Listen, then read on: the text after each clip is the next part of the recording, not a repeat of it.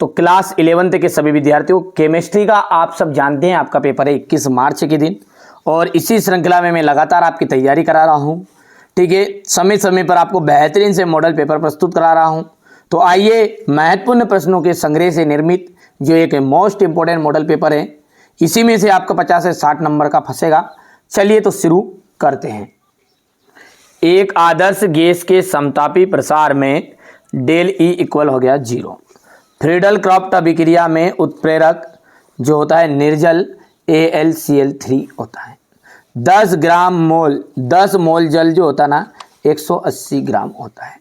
अत्यधिक विद्युत ऋणी तत्व के आखिरी कक्ष की इलेक्ट्रॉनिक संरचना NH2NP5 होती है। एनटीपी पर 0.1 मोल गैस का जो आयतन होगा वो होगा 22.4। एनटीपी पर 0.1 मोल गैस का आयतन होगा 22.4। आधुनिक आवर्त सारणी में कितने वर्ग हैं? तो 18 वर्ग हैं। ठीक है, यहाँ से अपन देखेंगे तो इतना हो जाएगा, ये आपका पहला। ठीक है, चलिए आगे बढ़ते हैं यहाँ से। ठीक है, ये अपन देखेंगे क्वेश्चन नंबर 3 हो गया, ये 4, 5, 6 है। ठीक है, तत्वों के रासायनिक गुण उनके परमाणु संरचना पर भिन्न निर्भर करते हैं। डी ब्लॉक के जो तत्व है ना वो संक्रमण तत्व कहलाते हैं। ठीक है, या दहन उष्मा का मान सदैव ऋणात्मक होता है। दहन उष्मा का जो मान होता है ना वो सदैव ऋणात्मक होता है। वहाँ प्रक्रम जो ताप रोधी होता है रुद्रोष्म कहलाता है। वहाँ प्रक्रम जो ताप रोधी होगा रुद्रोष्म कहलाएगा। ठीक है, यौगिकों में तत्वों का सरलतम अनुपात मूलानुपाती सूत्र कहलाता है। पेपर क्रोमेटोग्राफी वितरण नियम पर आधारित है। ठीक है, यहाँ से अपन बात करेंगे तो ये हो जाएगा इतना, ये यहाँ पर हो जाएगा। ठीक है, चलिए आगे बढ़ते हैं और जोड़ी को हम देखते हैं। BeCl2 की संरचना रेखिक है। NH3 की संरचना का आ जाएगा त्रिकोणीय। ठीक है, बंध क्रम का जाएगा यहाँ से भार का जाएगा न्यूटन, और गुणित अनुपात का नियम आ जाएगा आपका लेवोजियर। NH3 यानी अमोनिया की संरचना की बात करें त्रिकोणीय हो जाएगा। बंध क्रम तीसरे का मिलान हो जाएगा आपका यहाँ से भार का न्यूटन, और गुणित अनुपात का नियम हो जाएगा लेवोजियर।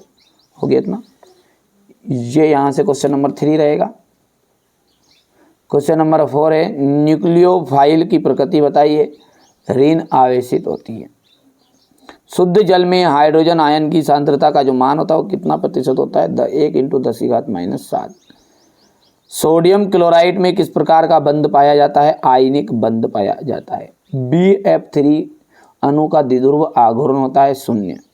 एल्किल हैलाइड व सोडियम से एल्केन बनाने के लिए प्रयुक्त अभिक्रिया का जो नाम है वो है ऊर्ज अभिक्रिया। क्वेश्चन नंबर 4 है ये, यहाँ से आप देख सकते हैं इतना। चलिए आगे बढ़ते हैं। एवोगैड्रो की संख्या 6.022 × 10⁻23 होती है। AsP-DF कक्ष होते तो बिल्कुल ये क्या है, ये तो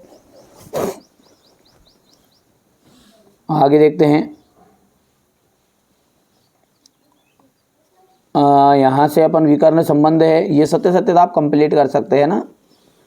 ये यहाँ से देखेंगे, यहाँ से आपके लिए खास चीज़ है क्योंकि ये आपके क्वेश्चन आंसर जरूर आएंगे। एवोगैड्रो नियम क्या है? गुणित अनुपात का नियम क्या है? एक उदाहरण द्वारा समझाइए। गे-लुसा का गैस संबंधी आयतन संबंधी नियम लिखना है आपको। मोलरता और मललता में अंतर अपबाहु का नियम बताना है आपको। N+L नियम क्या है? P ब्लॉक के तत्व किसे कहते हैं? मुख्य लक्षण लिखिएगा। परमाणविक त्रिज्या तथा आयनिक त्रिज्या को समझाइए। हाइड्रोजन बंध से आप क्या समझते हैं? अनुनाद से आप क्या समझते हैं? हेनरी के नियम को बताना है। सम आयन प्रभाव से आप क्या अभिप्राय है? कार्बनिक यौगिकों में कार्बन तथा हाइड्रोजन का परीक्षण किस प्रकार होता है? योग्य इतना। क्वेश्चन नंबर 13 देख सकते हैं। समजातीय श्रेणी किसे कहते हैं? इसकी विशेषता है। प्रेरक प्रभाव क्या है? इसका उपयोग। लवण सेतु क्या है, इसके 2 उपकार्य लिखने हैं आपको। विद्युत रासायनिक श्रेणी के प्रमुख उपयोग, डेनियल सेल का नामांकित चित्र बनाकर संक्षिप्त में समझाइए, प्रेरक प्रभाव तथा इलेक्ट्रोमैग्नेटिक प्रभाव में अंतर, पेपर क्रोमेटोग्राफी का सिद्धांत आपको बताना है।